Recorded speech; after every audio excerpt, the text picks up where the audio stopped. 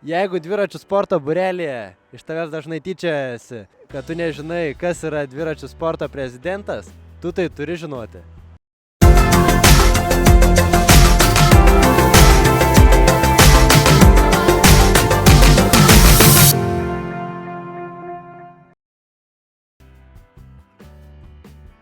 Daugam kitas reikalas parduotuvė asocijuojasi su Sauliumi Ališausku.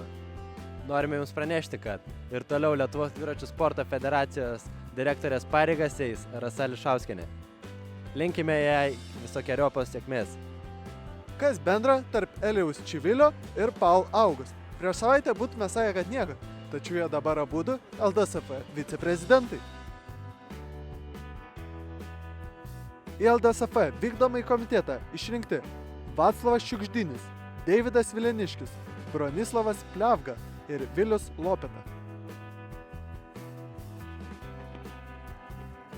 Ar vienas žmogus gali būti prezidentas ir viceprezidentas? Taip, tai Lietuvos dviračių sporto federacijos prezidentas ir Lietuvos tautinio olimpinio komiteto viceprezidentas Romualdas Bakutis.